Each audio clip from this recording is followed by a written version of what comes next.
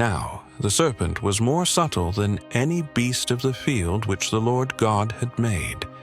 And he said unto the woman, Yea, hath God said, Ye shall not eat of every tree of the garden. And the woman said unto the serpent, We may eat of the fruit of the trees of the garden. But of the fruit of the tree which is in the midst of the garden, God hath said, Ye shall not eat of it, neither shall ye touch it, lest ye die. And the serpent said unto the woman, Ye shall not surely die. For God doth know that in the day ye eat thereof, then your eyes shall be opened, and ye shall be as gods, knowing good and evil. And when the woman saw that the tree was good for food, and that it was pleasant to the eyes, and a tree to be desired to make one wise, she took of the fruit thereof, and did eat, and gave also unto her husband with her, and he did eat. And the eyes of them both were opened, and they knew that they were naked. And they sewed fig leaves together, and made themselves aprons. And they heard the voice of the Lord God walking in the garden in the cool of the day.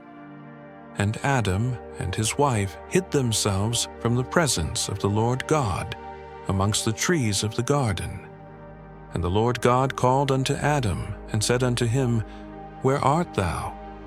And he said, I heard thy voice in the garden, and I was afraid, because I was naked, and I hid myself. And he said, Who told thee that thou wast naked?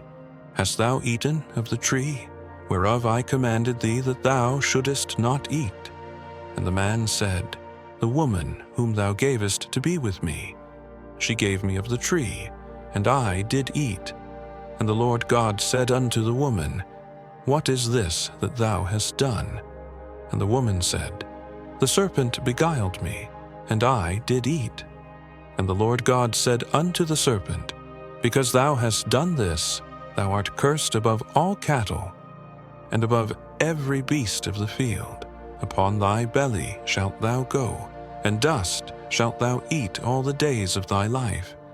And I will put enmity between thee and the woman, and between thy seed and her seed.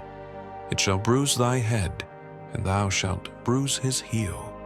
Unto the woman he said, I will greatly multiply thy sorrow and thy conception. In sorrow thou shalt bring forth children, and thy desire shall be to thy husband, and he shall rule over thee. And unto Adam he said, Because thou hast hearkened unto the voice of thy wife, and hast eaten of the tree, of which I commanded thee, saying, Thou shalt not eat of it. Cursed is the ground for thy sake. In sorrow shalt thou eat of it all the days of thy life. Thorns also and thistles shall it bring forth to thee, and thou shalt eat the herb of the field. In the sweat of thy face shalt thou eat bread, till thou return unto the ground. For out of it wast thou taken, for dust thou art, and unto dust shalt thou return. And Adam called his wife's name Eve, because she was the mother of all living.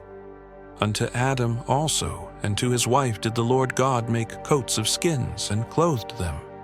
And the Lord God said, Behold, the man is become as one of us, to know good and evil. And now, lest he put forth his hand, and take also of the tree of life, and eat, and live forever. Therefore the Lord God sent him forth from the garden of Eden, to till the ground from whence he was taken. So he drove out the man, and he placed at the east of the garden of Eden cherubims, and a flaming sword, which turned every way, to keep the way of the tree of life.